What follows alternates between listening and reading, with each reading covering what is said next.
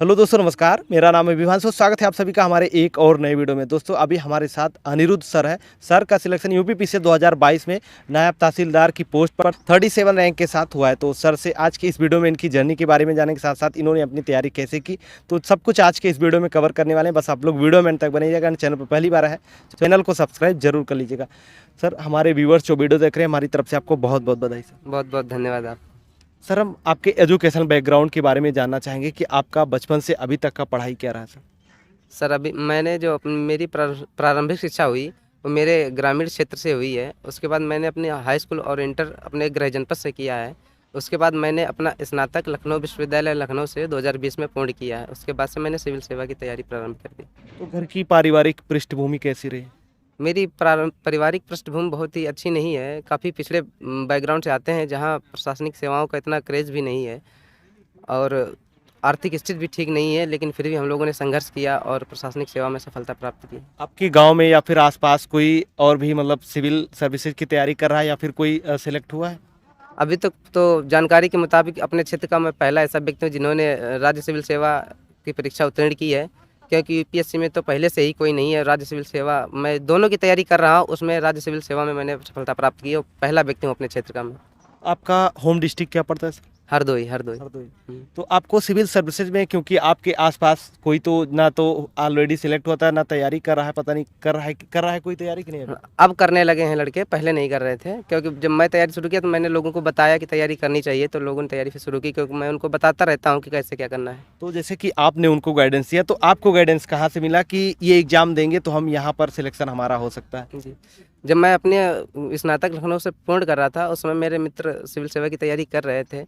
चूँकि प्रेरणा मुझे पहले से प्राप्त हो चुकी, तो बस जानकारी एकत्रित करनी थी और स्रोत उसके ढूंढने थे सही से, और गाइडेंस मतलब प्राप्त करना था। तो मेरे मित्र लोग जो तैयारी कर रहे थे उनका सहयोग लिया, और जब जो मतलब मुख्य परीक्षा थी उसके लिए मैंने एक संस्थान का भी गाइडेंस प्राप्त किया था। कहाँ से आप मतलब तैयारी अपनी बेसिक कहाँ से स्टार्ट की? मैंने जब मेरा ग्रेजुएशन का अंतिम वर्ष था, मतलब थर्ड ईयर, उस समय से मैंने अपनी एनसीईआरटी पढ़ना शुरू कर दिया था, और स्नातक पूर्ण होते होते मैंने एनसीईआरटी पूर्ण कर ली। उसके अतिरिक्त जो स्टैंडर्ड बुक होती है उनको भी मैंने लगभग पूर्ण कर लिया था। तो किस संस्थान से आप जुड़े हुए थे सर? ये एक उत्तर प्रदेश संस्कृत संस्थानम है लखनऊ में, जहाँ संस्कृत मतलब विषय को लेकर के सिविल सेवा की तैयारी करवाई जाती है। वहाँ से मैंने इसका गाइडेंस प्राप्त किया था, संस्कृत विषय का।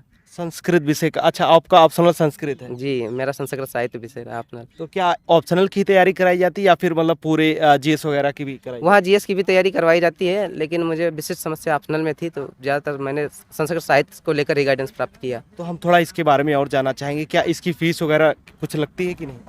नहीं, संस्कृत का अगर गाइडेंस लेंगे, वो सरकारी संस्थान है तो उसके वहाँ फीस नहीं लगती, निःशुल्क है संस्कृत सेवा। जैसे जीएस वगैरह वाला भी अगर लेना होता है एडमिशन जीएस का, क्योंकि ओवरऑल पूरी तैयारी तो आपका ऑप्शनल से होती नहीं, अब तो ऑप्शनल भी रिमूव हो चुका है, अभी जीएस का काफ़ी वेटेज है। देखिए, जिस समय मैं कर रहा था उस समय तो जहाँ तक मुझे जानकारी है कि दोनों के लिए निःशुल्क ही था। अब बाकी अब ऑप्शनल हट गया है तो फिर अभी आगे नहीं कह सकते हैं। उस समय निःशुल्क की तैयारी? हाँ, बाकी निःशुल्क था। स्कीम वहाँ चलती थी कि आप सिविल सेवा की तैयारी करना चाहते हैं तो आप हमारे यहाँ एडमिशन ले सकते हैं। उत्तर प्रदेश सरकार की तरफ? उत्तर प्रदेश सरकार का वो संस्कृत संस्थानम है, इंस्टीट्यूट लखनऊ लखनऊ में। कहाँ पे है? ये अलीगंज में पड़ता है। अलीगढ़। तो हाँ, तो वहाँ निःशुल्क तैयारी करवाई जाती है बच्चों के लिए, तो वहाँ से आप जुड़ सकते हैं और अपनी तैयारी को मजबूत कर सकते हैं। अच्छा, तो हम जानना चाहेंगे सर, आपने जैसे कि शुरुआत में आप बताया कि एनसीईआरटी से शुरुआत की, तो एनसीईआरटी किस तरीके से आपने शुरुआत की? मतलब कोई आपको बताया था या फिर आप खुद ही से मतलब किस तरीके से ढूंढ ढांड के अपना लाए और पढ़ना स्टार्ट कर दिया ऐसे डायरेक्ट? देखिए, क्या होता है कि जब आप पाठ्यक्रम देखते हैं, सबसे पहले तो मैंने तैयारी शुरू करने से पहले ही पाठ्यक्रम प्रिंट करवा के रखवा लिया था, मतलब हार्ड कॉपी के रूप में। तो सबसे ज़रूरी है तैयारी शुरू करने से पहले पाठ्यक्रम का ज्ञान होना। उसके लिए तो मेरे मतलब मित्रों के सहयोग से एनसीईआरटी खरीदी और उन्हीं के सहयोग से एनसीईआरटी पढ़ना शुरू किया। लेकिन जब मैंने पाठ्यक्रम अपना देखा और पूर्ण किया, उसको मतलब समझा और एनालाइज किया, तो उसको बिंदुवार ध्यान रखते हुए मैंने एनसीईआरटी पढ़ी। एनसीईआरटी पढ़ने के साथ साथ मैंने जो उसकी स्टैंडर्ड बुक होती हैं वो मैंने पढ़ी। इस प्रकार मैंने अपनी तैयारी को धार दी। तो आपका मीडियम क्या रहा और आपका इस बार अटेम्प्ट कौन सा था पीसीएस के लिए? मेरा हिंदी माध्यम था और ये प्रयास तीसरा था, लेकिन पहला मेंस था और पहला इंटरव्यू। पहला मेंस। तो इसके पहले आपका प्री नहीं हो रहा था, तो आपको क्या लगता है, आपने एनालाइज किया होगा, तो क्या लगता है कहाँ पर गलतियाँ हो रही थी जिसकी वजह से पहले प्री भी नहीं हो पा रहा था? जी, दोस्तों, क्या लगता है कि मेरा प्री मतलब तैयारी तो अच्छी थी, लेकिन जो पहला मेरा प्रयास था 2020 में, मैंने स्नातक के साथ ही दे दिया था। तो उस समय मेरी तैयारी बिल्कुल नहीं थी, वो ट्राई करना था कि मतलब देखते हैं कि कैसा एग्ज़ाम होता था, तो वो अटेम्प्ट मेरा बेकार गया था। उसके बाद 21 वाला दिया मैंने, वो अच्छी तैयारी थी, लेकिन पॉइंट कुछ अंक से मेरा रह गया। बिल्कुल बॉर्डर पे थे, क्योंकि मेरे से 1 नंबर ज़्यादा वाले का हो गया था और मेरा नहीं हुआ था। तो लक था, और बाकी फिर ये 22 वाला दिया, तो 22 वाले में आज अंतिम रूप से सफल है।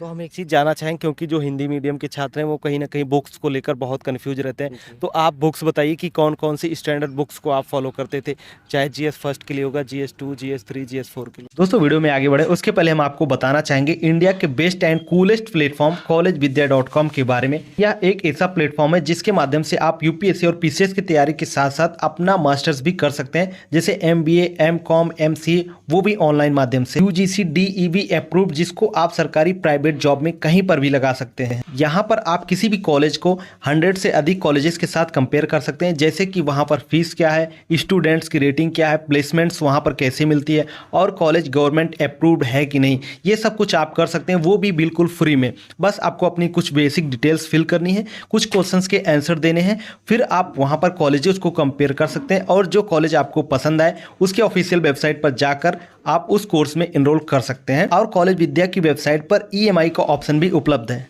और सबसे बढ़िया बात दोस्तों, यदि आपको कोई डाउट हो तो आप इनके एक्सपर्ट्स के साथ कॉल या वीडियो कॉल पर भी कांटेक्ट कर सकते हैं। और दोस्तों इनका सजेशन का फीचर बहुत ही अच्छा है। यहाँ पर आपको कुछ नहीं करना, बस कुछ सिंपल क्वेश्चंस के आंसर देने हैं, और ये आपको ऑटोमेटिकली आपके प्रोफाइल के हिसाब से जो बेस्ट कॉलेज है वो सजेस्ट कर देता है। तो इसका लिंक वीडियो के डिस्क्रिप्शन बॉक्स में दिया गया है, तो जाइए अपने मनपसंद कोर्स और कॉलेज को चुनिए। कि कौन कौन सी स्टैंडर्ड बुक्स को आप फॉलो करते थे, चाहे GS फर्स्ट के लिए होगा, GS2, GS3, GS4 के लिए। देखिए मित्रों, क्या होता है कि जो सिविल सेवा की तैयारी करना है उसमें सेलेक्टिव पढ़ना होता है। ज़्यादा पढ़ने के बजाय, ज़्यादा बुकें पढ़ने के बजाय आप सेलेक्टिव जो पढ़ रहे हैं उस पे ज़्यादा फोकस करें, ज़्यादा से ज़्यादा रिवीजन करें। तो जहाँ तक मेरी बात है, तो मैंने अपनी तैयारी के लिए NCERT का प्रयोग किया। GS1 के लिए भी NCERT, और हिस्ट्री के लिए जैसे स्पेक्ट्रम तो बाइबल के रूप में है, उसको भी मैंने पढ़ा। और जो ज्योग्राफी GS1 में है उसके लिए मैंने सिर्फ NCERT पढ़ी थी और कुछ नहीं पढ़ा था। इसी प्रकार उसमें जो सामाजिक मुद्दे का जो होता है उसके लिए मैंने राम आहूजा की बुक पढ़ी थी। इसके अतिरिक्त अब आप GS2 में अगर आते हैं तो GS2 में लक्ष्मीकांत मैंने पढ़ी, और जो अंतर्राष्ट्रीय संगठन वाला होता है उसके लिए ऑनलाइन साइट्स होती हैं, उस पर विजिट करके आप वो स्रोत उस पर पढ़े हुए हैं आप उसको, जैसे इंटरनेशनल साइट होती है, जैसे जो संगठन डालेंगे आप, कोई भी संगठन है, जैसे हम WTO या WHO आप डालेंगे तो उसके बारे में उस पर सब कुछ उसमें लिखा होता है, तो उससे आप जानकारी प्राप्त करके अपना नोट्स बना सकते हैं।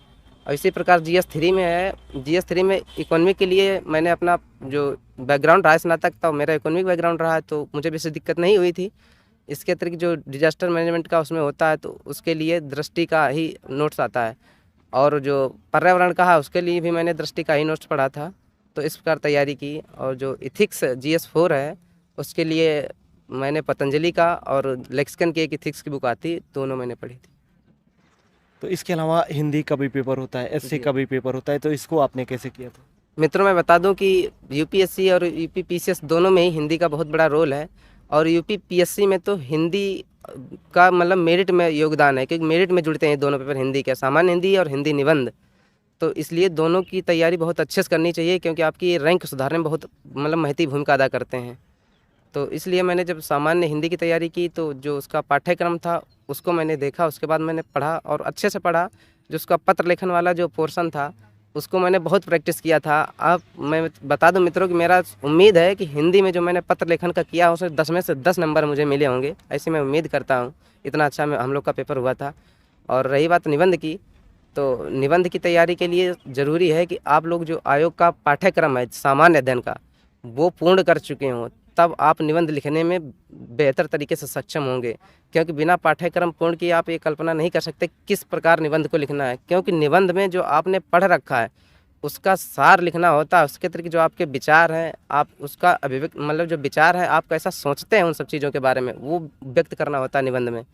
इसलिए मित्रों मेरा कहना है कि निबंध लिखने से पहले मतलब जो उसका विषय है आयोग का जो पाठ्यक्रम है उसको पूर्ण कर लें। उसके अतिरिक्त रेफरेंस के तौर पर निबंध के लिए आप न्यूज़पेपर का जो एडिटोरियल होता है, जैसे हिंदी में आता है जनसत्ता का आता है, दैनिक जागरण का आता रहता है, इन सब के लिए जो समय समय पर उनको पढ़ सकते हैं ताकि निबंध को करंट से अपडेट करते रहें। इस प्रकार निबंध की तैयारी की जा सकती है। दोनों के लिए आपने कोई स्पेशल बुक्स वगैरह भी फॉलो की थी या किस तरीके से? नहीं, निबंध के लिए तो मैंने कोई बुक फॉलो नहीं की थी। हिंदी के लिए सामान्य हिंदी के लिए जैसे बुक आती है, आप आदित्य पब्लिकेशन की एक बुक वो ले सकते हैं, और या वासुदेव शरण की एक बुक आती है वो ले सकते हैं, दोनों पढ़ सकते हैं। हालांकि हिंदी मुझे विशेष दिक्कत नहीं हुई थी, क्योंकि हम लोग पढ़ रहे थे तो अच्छा हो रहा था, कोई समस्या नहीं थी, हिंदी माध्यम से भी थे। और यहाँ पर यूपी स्पेशल की बात करें, चाहे प्री का हो गया या फिर मेंस का हो गया, दोनों में आता है, यूपी स्पेशल का पार्ट्स होता है। तो आपने उसके लिए कोई स्पेशल बुक पढ़ी थी या किस तरीके से आपने तैयारी की थी इसकी? जी मित्रों, जैसे मेंस परीक्षा में तो यूपी स्पेशल का बहुत योगदान है, क्योंकि मतलब 3 पेपर जो जीएस के रहते हैं उनमें हर पेपर में क्वेश्चन रहते थे मेंस में। तो उसके लिए मैंने जो मेंस के लिए जो केसरी नंदन की बुक आती है परीक्षावाड़ी की, वो पढ़ी थी। आप लोग उसको पढ़ करके आप तैयारी को धार दे सकते हैं। इसके अलावा सर करंट अफेयर का काफ़ी बड़ा योगदान रहता है, जी। चाहे कि प्री की बात करें, मेंस की बात करें, यहाँ तक कि इंटरव्यू में भी करंट के मुद्दे पूछे जाते जी, हैं। जी। तो करंट अफेयर की आप तैयारी किस तरीके से करते थे? न्यूज़पेपर पढ़ते थे या मंथली मैगजीन हो गया या फिर यूट्यूब पर कोई चैनल वगैरह फॉलो कर? देखिए मित्रों, मतलब सिविल सेवा की तैयारी में समसामयिकी का बहुत ही बड़ा योगदान है। यदि आप समसामयिकी नहीं पढ़े हैं तो आपको मतलब आप अपने आप को अद्यतन नहीं कर पाएंगे, क्योंकि जो सिविल सेवा है वो हर तरीके से आपको चाहती है कि आप मास्टर हमें नहीं किसी विषय का चाहिए, लेकिन समझदार या जयकाफ बराबर। आल का चाहिए। मुझे ऐसा मतलब बराबर जानकारी होनी चाहिए सभी सब्जेक्टों की। इस प्रकार जैसे जो मैंने समसामयिकी के लिए जो मेरी तैयारी की रणनीति थी, मैंने मंथली मैगजीन पढ़ी थी। इसके अतिरिक्त न्यूज़पेपर में लगभग 2 न्यूज़पेपर मैं पढ़ता था डेली, तो उनका पढ़ता था। और जो ऑनलाइन साइट्स हैं, मैंने मतलब सोशल मीडिया का प्रयोग किया अपनी तैयारी में, अच्छे तरीके से प्रयोग किया है। कौन सा न्यूज़पेपर पढ़ते थे आप? मैं जनसत्ता पढ़ता था और दैनिक जागरण भी पढ़ता था। तो इसके अतिरिक्त जो सोशल मीडिया साइट्स हैं उनका मैं प्रयोग करता था करंट के लिए। और यहाँ पर मंथली मैगजीन वगैरह भी कोई फॉलो करते थे आप? जी, मंथली मैगजीन में फॉलो कौन करता। सी? दृष्टि मंथली मैगजीन थी, उसे मैं फॉलो करता था। और यूट्यूब पर भी डेली करंट अफेयर्स आते रहते हैं, तो इसको कुछ पढ़ा था? हाँ, कभी कभी यूट्यूब का जो एनालिसिस होता था, डेली एडिटोरियल एनालिसिस, वो देखते थे हम। इसके अलावा सर हम जानना चाहेंगे कि और भी मतलब कोई आप गाइडेंस देना चाहें कि तैयारी के लिए ये चीज़ ज़रूरी होती है? देखिए मित्रों, मैं बताऊं कि आप अगर सिविल सेवा में सफलता प्राप्त करना चाहते हैं तो सबसे ज़रूरी है यहाँ पाठ्यक्रम को जानना।